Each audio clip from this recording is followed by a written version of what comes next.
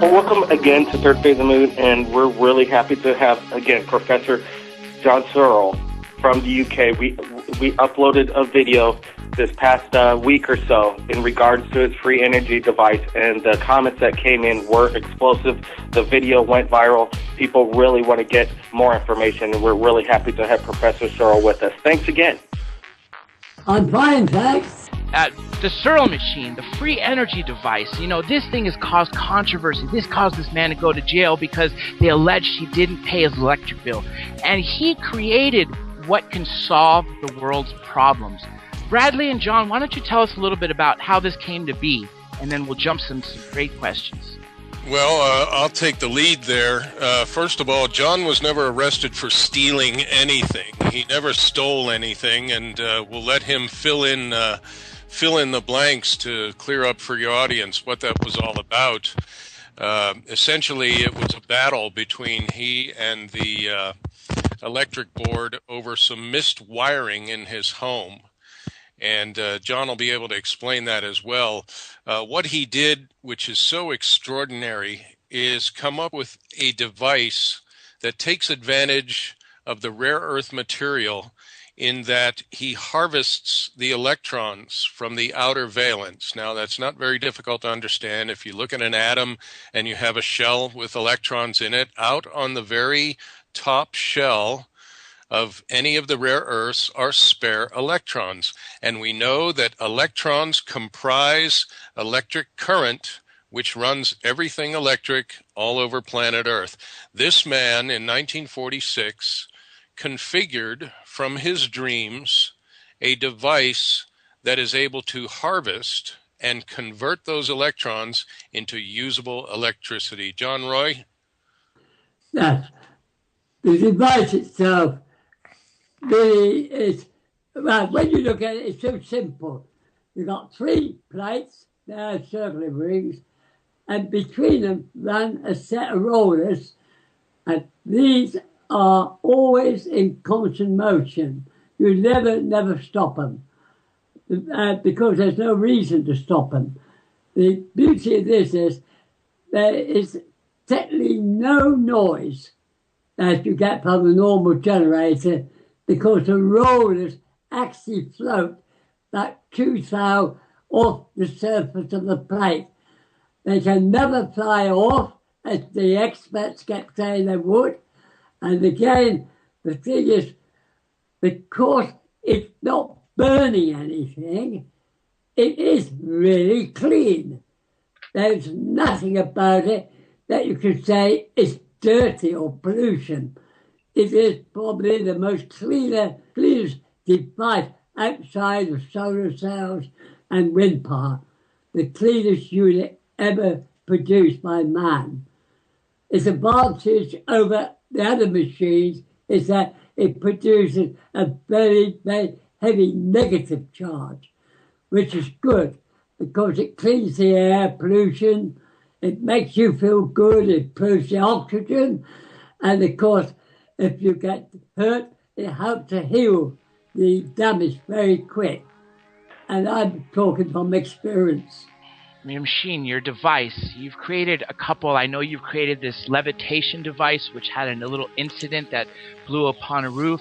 And more importantly, your machines. I heard that up to 3 were confiscated for their reasons because this would collapse the $600 trillion petrodollar empire, for that matter, overnight, because you can fix the poverty nations, the nations that have no electricity or plumbing with your device.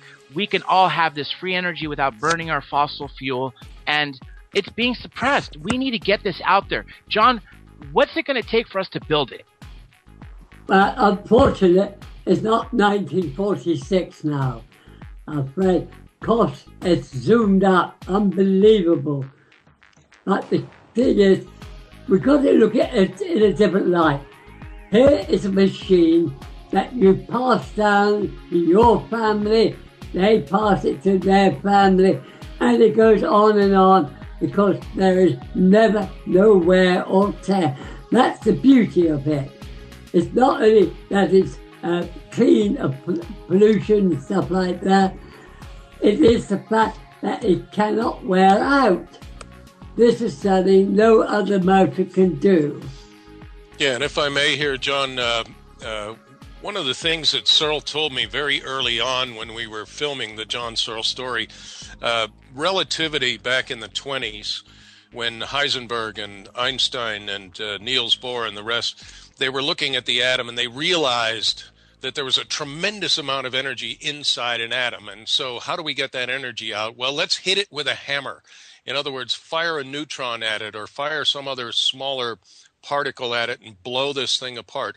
Well, naturally, you're going to get energy, but you're going to get the byproducts, the thermal capacity that comes out of the atom. What Searle said to me early on was, why hit it with a hammer? Why not influence those electrons with a magnetic field, what he calls a magnetic flux, and induce those atoms to come out through magnetic flux? Is that about right, John Roy? That's correct, yes. It's an astounding thing to not blast apart the atom, but to induce the atom to give you the electrons necessary for flowing current. You got to bear in mind is that the electrons are always in motion. They are obviously oscillating, but they also have a habit of spinning. And this is where the magnetic flux line wins, because if they are moving constant rate and they're tending to spin, they tend to flip around that particular flux line, just as it's a copper wire. And it will spin around there and speed up, and the force is pushing it outwards. So it will pass on, and it obeys, of course, the laws of Newton. When it comes out, it travels along the back of the roller, but then you need a force to turn it, to bring it round the front. But we do not apply any force. We allow it to continue in a straight line to the next rare earth layer, which absorbs it because it is positive, and on it goes through the system. This is something which is not normal in a normal electric motor. You know, I'm actually getting a question right here live from a Third Phase of Moon fan.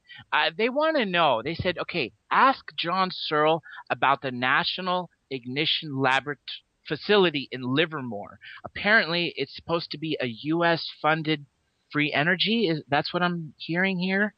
Can you tell us what you know about this? Is it linked to you? Are they using your technology? This person listening would love to know. As far as I know, that the only thing going on now is to develop a fighter which can be unmanned, because a fighter unmanned can turn sharper at high speeds, where a pilot would never withstand that type of treatment. Their work is, for spying and things like that. Unmanned craft, they're trying to develop more for spy work. Yes, and I think it's important to note, John, that Searle Technology Incorporated is a very meticulous cross the T's, dot the I's, be compliant with SEC, IRS, all the rules, regulations, so that infrastructure is set up to re-engineer, to recreate Searle's device while we still have the inventor with us. So as far as any connection with that entity or other entities, we remain open to those connections. And it's not as if we're hiding anything. And John Roy, what do you say to those people that hide in the bush from the men in black?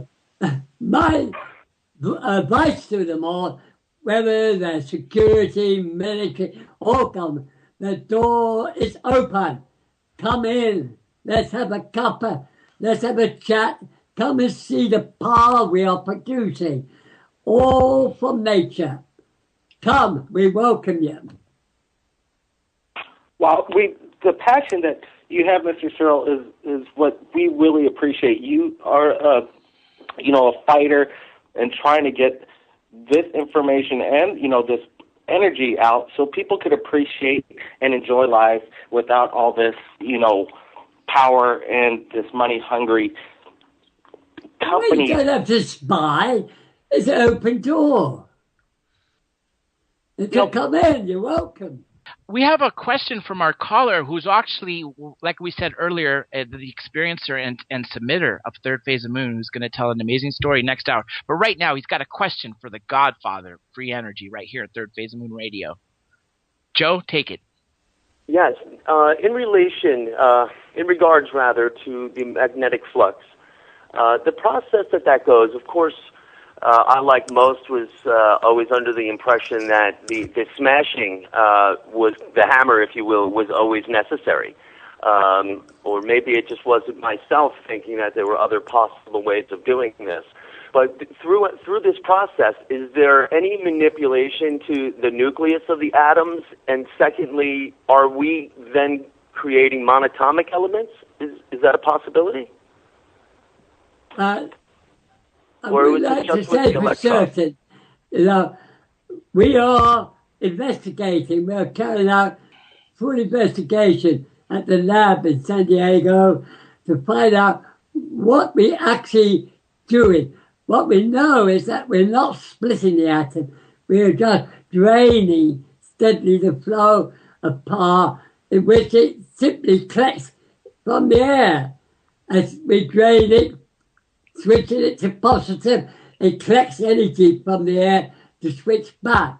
We've got a chain running here which will never stop unless you forcefully stop it. And if I may, Joe, what we're talking about here is the rare earth materials. What makes a rare earth material is that property of the outer valence possessing two spare electrons. They're essentially spares, and they're held on to a single atom of a rare earth material by a very light positive force. Now, once they're removed, it does not change the composition of the rare earth. It simply leaves it with a slightly positive charge. Now, if you imagine the Searle device at the center, you have neodymium, and if you're drawing those electrons off of the neodymium material, then that neodymium material in the center of the device is going to be left positively charged. Now, electrons in the ambience around the device, whether it's in the form of static or heat or sun radiation or beta decay, are going to seek that positive area, and they're going to begin to flow in and replenish that neodymium. Now, if you take it a step further, if you're going to peel off electrons and go into the world of alchemy, that's a completely different situation. All we're doing here, and all Searle did, was to recognize that there were electrons available in rare earth materials. Let's harvest those electrons, peel them off using magnetic flux, and once they're peeled off, it doesn't change neodymium except to make it a positively charged neodymium that will attract ambient electrons. I understand. Is it always neodymium used in the process, or are there other rare earth materials such as iridium or osmium? You can use any rare earth. The higher up you go in the number, the greater the force is, which means the energy can be made smaller. The higher the number is, the smaller the size of the energy need to be. Everybody's using element 60 because that was what was used in the 40s. So they all want to use the same material at this stage of the research. Of course. That makes sense. Thank you very much for clearing that up. It's a very, very interesting and profound theory. And I wish you luck. I wish you luck with your energy. Mr. Lockerman, can you tell us what's new and what's going to be coming soon for the Searle Group? I'll be very glad to. They're working very hard down at the lab, looking for emissions and the different configurations.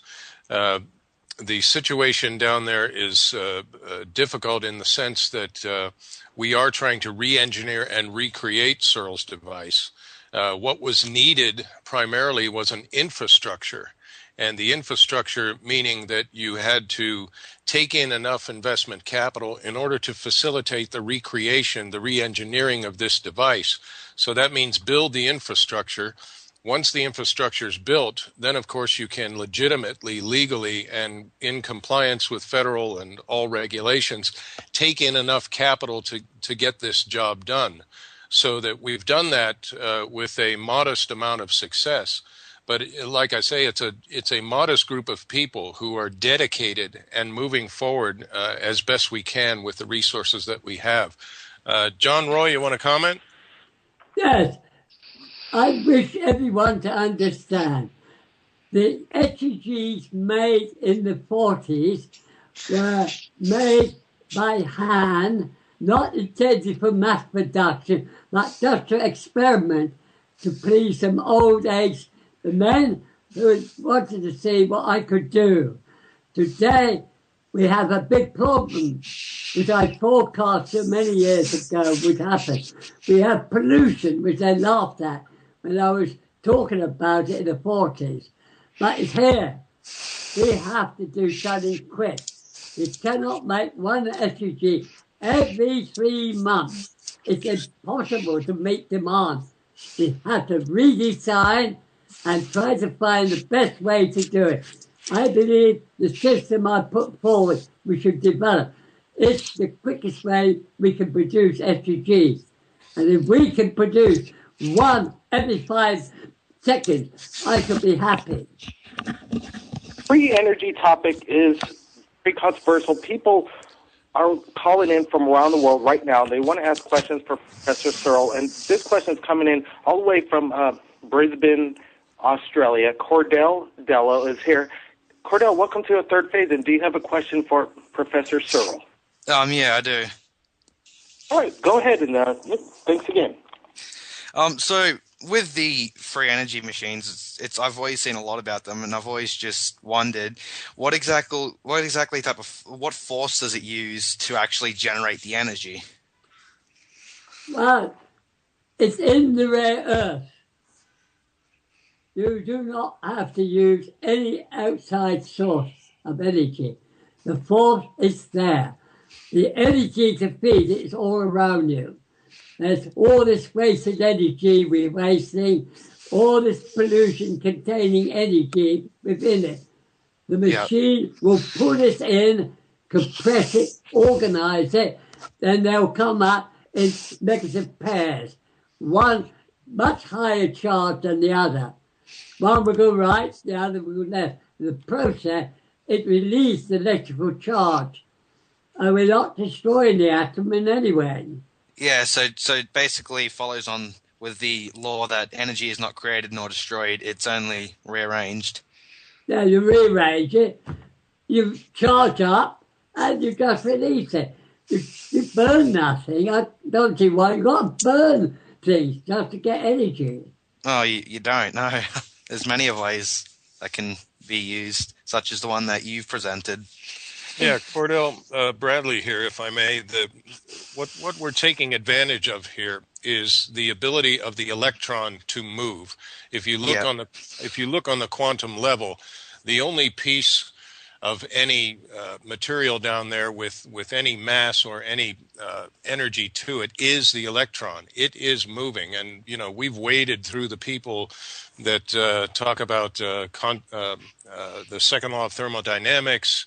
And they hit us with perpetual motion and these phrases, and especially when they say perpetual motion, I just hold up for them an electron.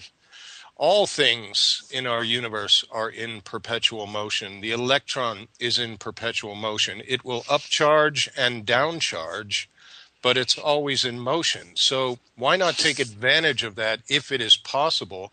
And we already know that through theories in physics like perturbation.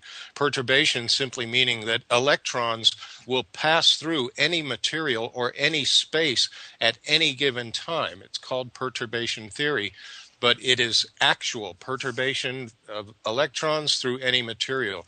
What Searle's doing here is inducing those electrons using magnetic fields to spin right out. I'm actually getting a question from another Third Phase of Moon fan. Wow, everybody is digging this free energy because they know it's going to save the world. Third Phase of Moon is getting the word out. We are proud of the Cousins brothers, and we're proud of you, John Searle, and Bradley Lockerman for working so hard to get this out there. Now, they're asking about a UFO incident. This might be related to what I was saying about the Levity machine. I think that's what they're asking about. They said, what's this UFO incident that flew into the sky? Well, yes, I'd be glad to answer that.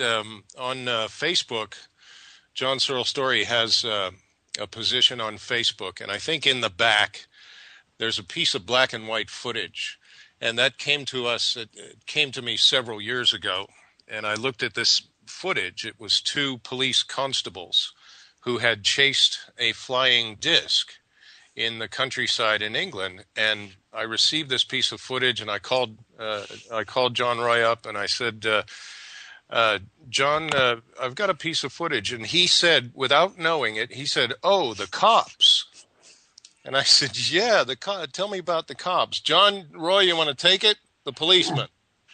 I've been testing all this stuff in these books about aliens and that, and people are drawn to them and do this and that. And I've been testing people and found that the people react in the opposite direction. They run away. They get out of the area. They don't want to know. But I wondered, a policeman is trained to investigate anything regardless, even if it costs his life. The question now, what would happen if a police car sees a strange object which he's not aware of what it is? Will he investigate it, or will he just reverse and get out the way? So I thought, well, let's try one. And I saw this police car go along the road. So I brought I think it was a P10 I used on that one. I sort of hovered it there to catch an eye. Then they started moving towards it. I started to keep it moving at a nice, gentle pace. Stop when they stopped. And but I was surprised they were prepared to keep following it, regardless whether it was a threat to them or not. And just to round out... Which shows that they're trained regardless to investigate. Bradley, go ahead and make your response. I just want to let you know we're going to come to a break in a couple minutes, so go ahead. Okay, quickly to round out that story, in Warminster, there's a hill, and John Searle would fly the P-craft. You heard him mention the P-craft. He would fly the P-craft off of the hill each week just for testing purposes, different things. And there was quite a stir in Warminster. The town council got together because they kept seeing these flying discs, and they thought, what, are we being invaded? And this is the story where Searle, in front of the policeman, would be just teasing them with the flying disc, and they'd chase it, and he'd tease them again, they'd chase it. At the end, there's a piece of black and white footage that I mentioned on Facebook, John Searle Story, where the constables are describing in truthful... Okay, gentlemen, I'm sorry. We are coming to a break. Folks, you stay tuned. 2 quick minutes. We'll be right back to Third Phase of Moon Radio. Welcome back to Third Phase of Moon Radio. We are researchers on a mission for the quest for the truth. We have an amazing show today. Of course, we got Blake Cousins and Brent Cousins on the phone. We got the godfather of free energy, John Searle, and Bradley Lockerman, manager and of Searle Group. He's the man who's getting everything together. We also have a contactee on the phone who's going to be speaking in hour 2, and we have someone else calling from Australia. He is actually a submitter. And briefly, Cordell, you had a little experience and you sent a video to Third Phase of Moon, which is going to be featured in our upcoming book. Can you briefly tell our listeners about the story before we get back to Searle? Because I got a burning question for you, John Searle and Bradley Lockerman. Yeah, well, basically, as you know, if you've watched the video on Third Phase of Moon, it was a metallic spherical unidentified object in the sky. And it was as I was at a friend's house proceeding to the backyard or going out there. And just before we got out the door, I noticed it in the sky. So I pulled my camera, which was the iPod, out and took the image of it. And basically it sat there for a few seconds, but then it proceeded off to the left and just basically took off at speeds that I wasn't able to get a video of and switch it onto video mode.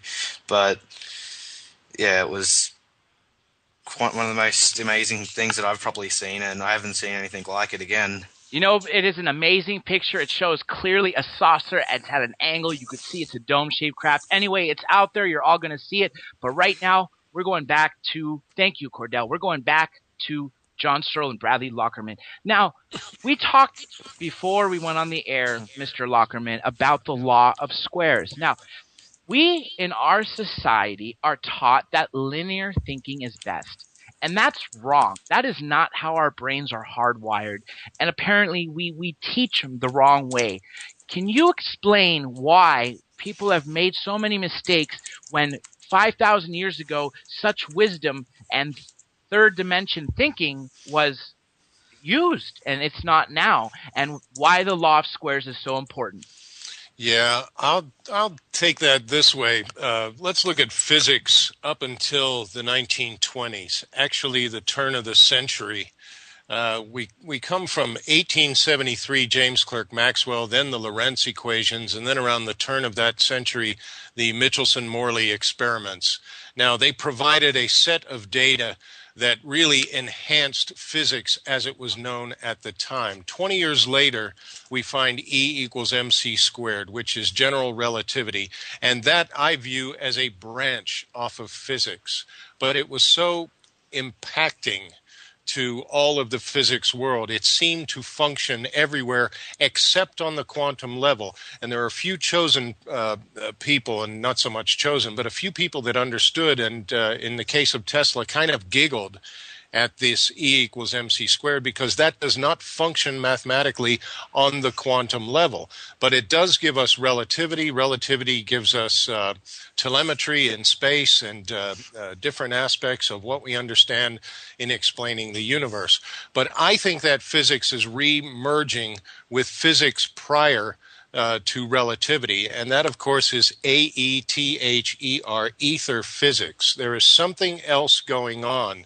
And in the case of the law of the squares, that comes from Lo Shu in China. It's some 5,000 years old, where Lo Shu saw a turtle coming out of the water and saw the squares on the back of the turtle shell, put values in the squares. And, of course, we have Searle coming along in 1932. John, you had a couple of dreams, the hopscotch, and you want to take it from there? Well, the dreams came twice a year, but there were two types.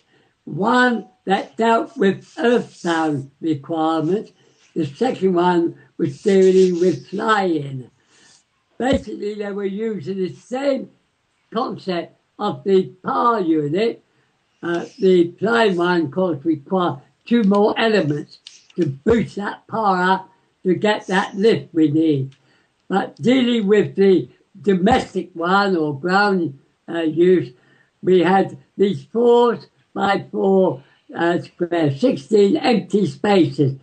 A square is a structure. No structure exists without a function. What is the function of that square? And quite naturally, it's information. Squares or matrices are blocks of information. Most people do not see it because, A, their receptors are not tuned in to see it. It's only people who normally are not brainwashed to a high degree that spot it when they look at it. What the dream says, look at the squares, look at 4, and behold, I got the job at the right time. I had a docket to take to the store for cable, and there was two with a little tiny 2 at the top, the back of 2. I asked the foreman, what does that mean? He said, 2 squares. What's that? So he just drew these 4 squares, 2 by 2. I said, well, it got a value? No, it's just a formula. So I told him, it's a structure. It has to have a value in there, or it can't be a structure. Now, so when I got the cable, when I got back to my digs, I started working on this. I basically found that square tree, you could reassemble it so it gave a uniform output. Now, the question was square tree the one? No, you were always about to cross over square tree to square 4. So I looked at square 4 and worked on that, and eventually, after many attempts, I found it. The square exactly as the dream showed. The bottom left, top right, stepping by 3. The 3 is telling me, step by 3, 3, 6, 9, 12. But it was perfect. Absolutely as the dream shows. Yeah. Okay, Brad, you want to? Yeah, no, just to round that out, the important thing when John talks about the squares, he's talking about the face of a cube. And as that relates to the three-dimensional space that we live in, we have to understand that it's a geometric situation, 6 faces on a cube, and you have to find the correct face. Is that right, John? That's correct. Okay, well, we're getting comments and statements right here at Third Phase of Moon, and this one's from CT Virtue Quest. I'm not sure if you're aware of this, Bradley or John Searle, about, there was a device shown on the Johnny Carson show, and it looked really similar to yours. And he's saying it had spinning magnetic bars, and once it started, it produced many times the energy input and also created a light external anti-gravity field. And this Johnny Carson show was out in the 1980s, and I know we spoke earlier before the radio show about rolling this machine out. How are we going to get it out so this technology doesn't get shut down? Are you aware of this Johnny Carson show video? Because this is something that I was talking about, getting millions of people seeing it right away. How are you going to suppress this thing? And now all of a sudden, this 1980s Johnny Carson show is nowhere to be seen. Yeah, well, I would ask John Searle, hey, John Roy, did you ever do the Carson show? No. Because I know that John was in Canada. He was on TV with the SEG. But as far as one of the Carson programs, that must be in somebody's archives somewhere. I certainly would like to see that piece of footage. In Canada, that's a newsreel I was on. It created a little bit of embarrassment for me because they said, when did you make that? I say, 1946. When did you start it up? I said, it's been running all the time. I don't know how to stop it. So the camera came up close to show there was no batteries, no wires, nothing connected to anything, and it stopped dead. And I only just said seconds earlier, it had never stopped. And of course, I stopped talking because I'm shocked. And the camera pulled back to show my face, and off it went again. And that is I saw the answer, how you could stop it. You have to oscillate against that frequency. It's a big oscillator you want. That camera had that frequency beaten against that frequency and just stopped it. It just neutralized all the force. And when it moved away, that force was gone, and away the rollers went again. So now I could tell the motor industry who said they didn't want the SEG because you couldn't stop it. There was a way to stop it if you really want to. But from my point of view, you never have to stop it. Just leave it alone and forget you got it. It will outlive your life, your family, and their family life. Why worry? Just forget about it. You got no electric bills, no power cut, no threats or anything. There it is, keeping your house nice and clean, dust-free, you feeling good. Why worry about it? And Laddie, Maybe you can talk a little bit about some of those more common questions. I know we did this recently as well, but one of the most common questions you've been getting is, John Searle, if you could do it in the 1940s, why can't you do it now?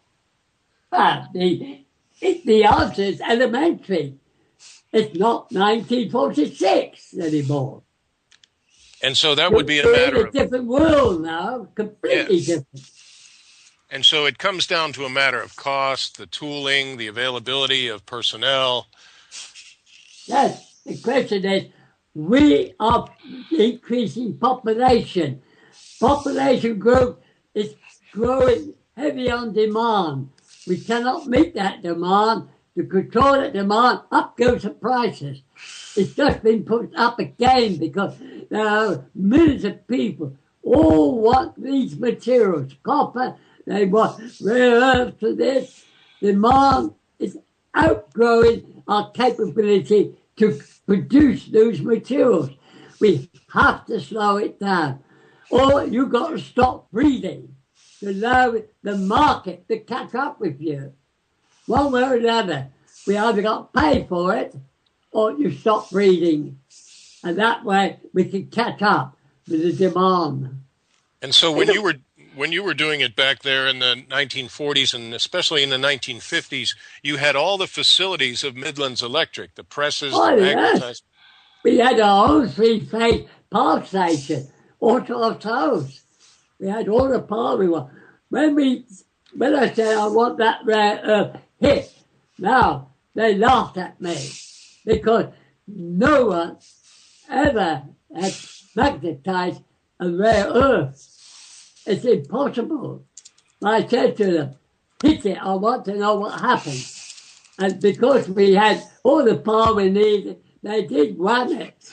And when they took the ring out, of course, bolts and nuts and rounds just shot to the plate. They came back, look at this. And that was the first time that rare earth had ever been magnetized. So, John, you may have been one of the first people to magnetize any of the rare earths, correct? Yes, because that particular rare earth was only used by glass manufacturers to polish glass or to tint it purple. It had no other effects to their knowledge. So it wasn't very much. It only cost me 32 cents a kilo. Kilos needed for the first plate. That's how cheap it was. You get me a kilo today for 32 cents. You can't. I would pay you double if you could. There's the video that we released right here at Third Phase of the Moon, provided by Bradley and Professor Searle, and it has the machine, and you claim that it's working at that point. What happened to the machine? It got confiscated because, hey, I like the business to understand. Now, this council estate, the electric board had to bring power into it. Therefore, they obtained what we call the supreme right to service every house with whatever electrical appliance they use, do the repair, and supply the electric. That means then, being government, you were not intended to make your own electricity. You had to use theirs because they went to a very big investment plan to bring the electric to that estate. Now, of course, when you get a machine and they open it up to find out how it's working and they cannot understand how on earth it's working, it is illegal. It does not conform to their requirement and they confiscate it. That's a problem. In this case, I said, when they opened it and tried to stop it, they destroyed it. If they thought they were going to back engineer it, you cannot back engineer it. Every atom is an SUG itself. To split it to find out how it's done, you immediately lost all the information. It is a non-back engineered device. You know, John and Bradley, this reminds me of Nikola Tesla. At his time, he was providing some of the greatest information and technology, and we dismissed him. Edison suppressed him, and finally, sadly, after his death, finally we're using his stuff, such as the alternating current. You've been given information that existed for thousands of years to many people, and this is amazing that you were receiving it, but it's very sad that they're suppressing it. Now, you built 3 of them. Dr. Greer showed your device in the movie, and he claims that these devices are not being built yet because they're suppressed when they're confiscated, but nobody has a working machine right now is what he claims, and anybody who claims they have one really doesn't or isn't close to one. You are different because you have built 3 of them, and you mentioned that they were confiscated. What is it going to take for us to get these not confiscated? I know it needs to be a flood of these devices, small or large, anything. If they were toys that could be powering light bulbs, all these people are going to reverse engineer them to see, wow, how does this device work? Because this can change the world. So tell us, what led to that? Well, it's simple. Since 1968, when the world became known what I was doing, thousands have tried to make an SUG. They said, oh, sir, giving us a load of rubbish about the maths and all rubbish about how you do the magnet. It's simple. We just will get a load of all the magnets down at the shop. We'll make it. And then they said, sir got his details wrong. It don't work. It is not the cell device they built. They built their own device. And then blame Sir for their failure, for not knowing or understanding the mathematics or the details of materials, how they behave. Materials have many footprints. We have to learn what footprints are the best we need to use. That's all I've done. I simply sat back, followed the degrees, and got the results. At first, of course, it took off, and we couldn't solve why. So I gave it a body. So it became the IGBS, we call it today. But when we look at it, nothing on the first time was there any information. Scientists said the rollers would not stay on the plate. If they did, they would fly off if you tried to move them. And that's all they've been saying right up to the present day. At our lab, we show you that the rollers, and they're not light, do stay on that plate. They will stay on regardless what speed you just make them rotate. It doesn't matter. It's like the Earth and the Moon. It doesn't matter. Where the Moon is free to shoot off if it requires to, the rollers can't, because they're controlled by 2 types of forces. That is why I'm always standing in square 2.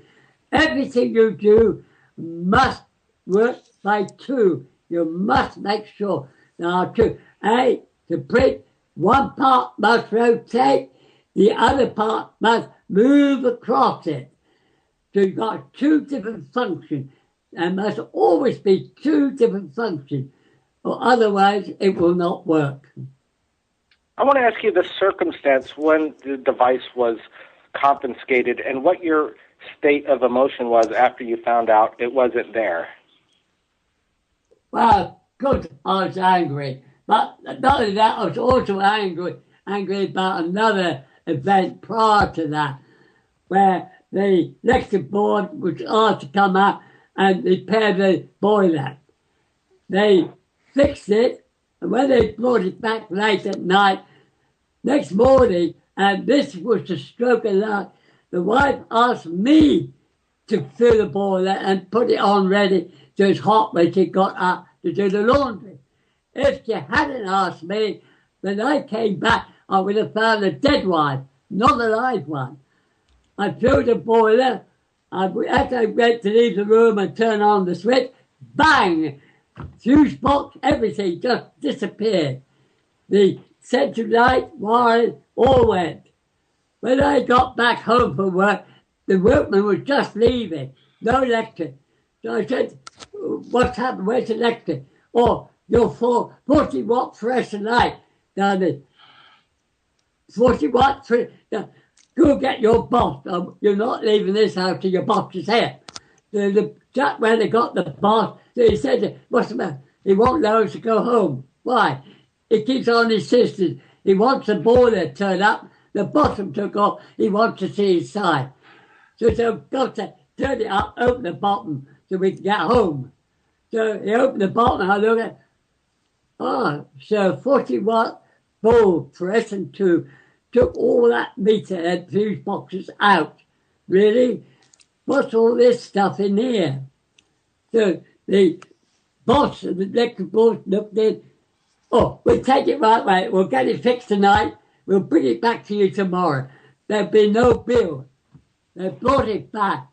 But 3 weeks later, a bill did come for £400. And that's what made me angry.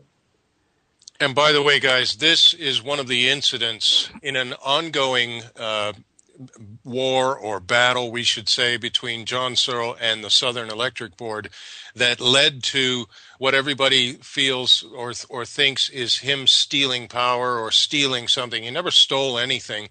The court case was a derivative of not paying that bill because he was not responsible for it. The council house was responsible for it, but ultimately Southern Electric was responsible for it because that story he just told you is the wiring on a water heater was miswired and it blew out the circuits in his home. So he refused to pay the bill because he's not responsible for it. Furthermore, it could have killed his wife. Murder's a strong word, sorry. But it could have killed his wife accidentally or otherwise. So that leads to the court case. The court case is effectively trying to separate Searle from the electric board in this ongoing battle. So this idea that he was arrested for stealing and all of this other, it was mostly a set of mischief where Searle made the electric board work harder by giving them tasks to do because it was an ongoing battle. So I hope that puts to rest the idea that he was arrested or otherwise for stealing.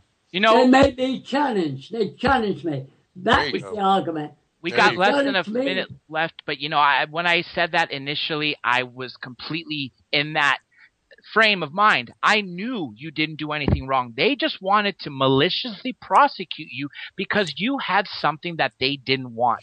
Now, technology is a double-edged sword. On one hand, we have all this money in these banks. We're not using cash anymore. They could shut us down. On the other hand, we have YouTube, Third Phase of the Moon, the internet. We are getting the word out.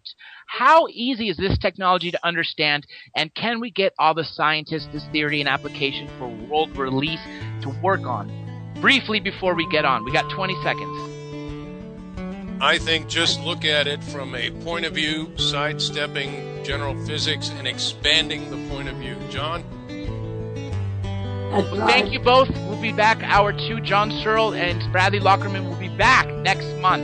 We'll talk to you gentlemen soon. Thanks again.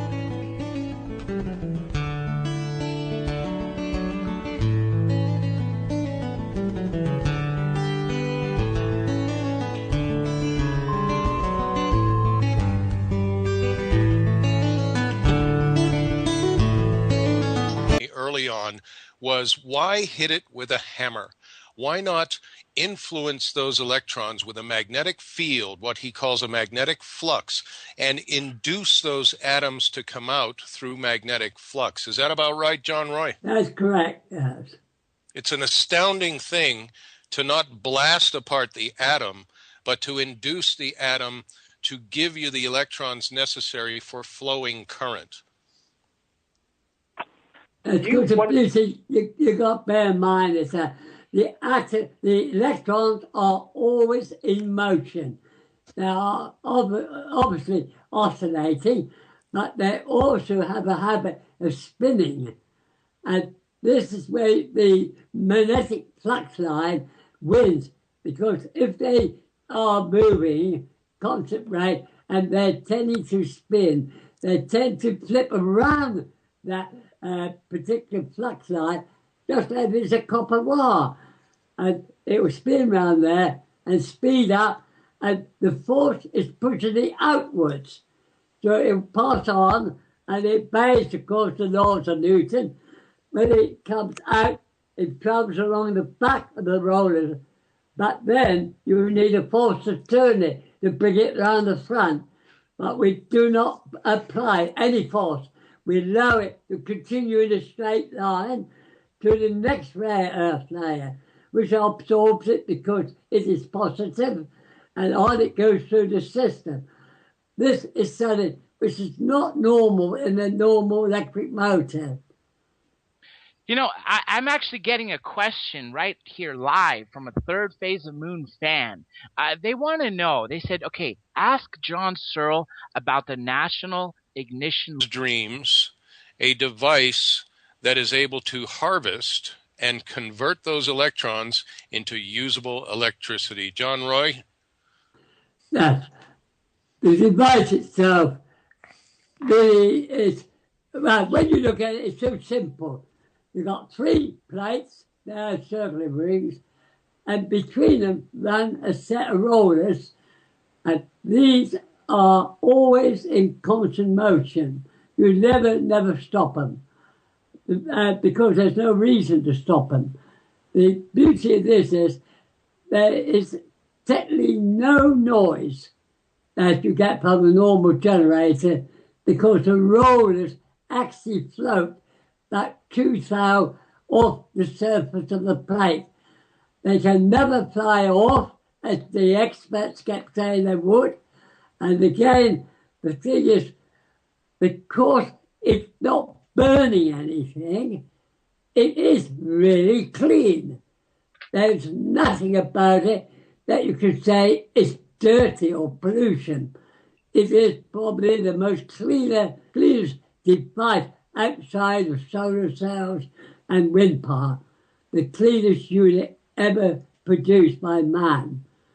Its advantage over the other machines is that it produces a very, very heavy negative charge, which is good because it cleans the air, pollution, it makes you feel good, it improves the oxygen, and of course, if you get hurt, it helps to heal the damage very quick.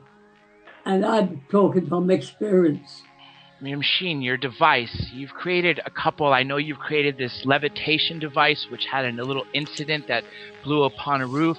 And more importantly, your machines. I heard that up to 3 were confiscated for their reasons because this would collapse the $600 trillion petrodollar empire, for that matter, overnight, because you can fix the poverty nations, the nations that have no electricity or plumbing with your device.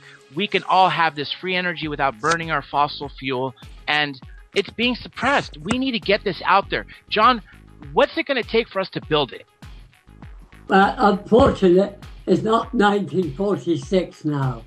I'm afraid cost has zoomed up, unbelievable. But the thing is, we've got to look at it in a different light. Here is a machine that you pass down to your family, they pass it to their family, and it goes on because there is never no wear or tear. That's the beauty of it. It's not only that it's clean of pollution and stuff like that, it is the fact that it cannot wear out. This is something no other motor can do. Yeah, and if I may here, John, one of the things that Searle told me very early on when we were filming the John Searle story, relativity back in the 20s, when Heisenberg and Einstein and Niels Bohr and the rest, they were looking at the atom and they realized that there was a tremendous amount of energy inside an atom. And so how do we get that energy out? Well, let's hit it with a hammer. In other words, fire a neutron at it or fire some other smaller particle at it and blow this thing apart. Well, naturally, you're going to get energy, but you're going to get the byproducts, the thermal capacity that comes out of the atom. What Searle said to me... Elaborate facility in Livermore. Apparently, it's supposed to be a U.S.-funded free energy. That's what I'm hearing here. Can you tell us what you know about this? Is it linked to you? Are they using your technology? This person listening would love to know.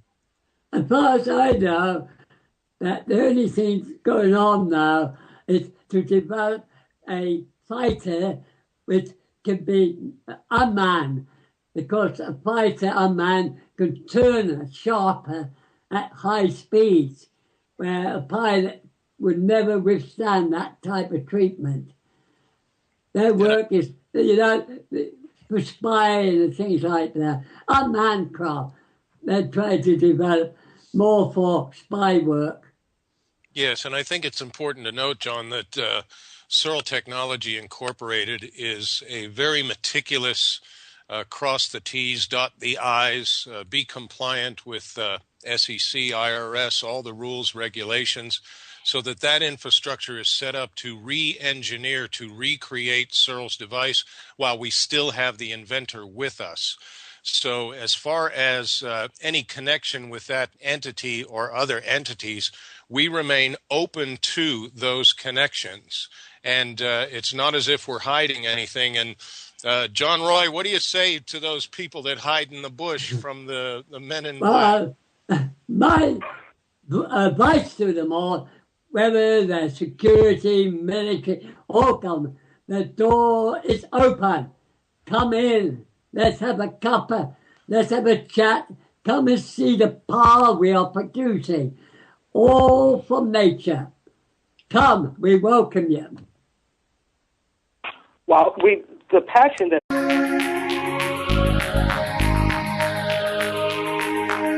Well, welcome again to Third Phase of the Moon, and we're really happy to have, again, Professor John Searle from the UK. We uploaded a video this past week or so in regards to his free energy device, and the comments that came in were explosive. The video went viral. People really want to get more information, and we're really happy to have Professor Searle with us. Thanks again.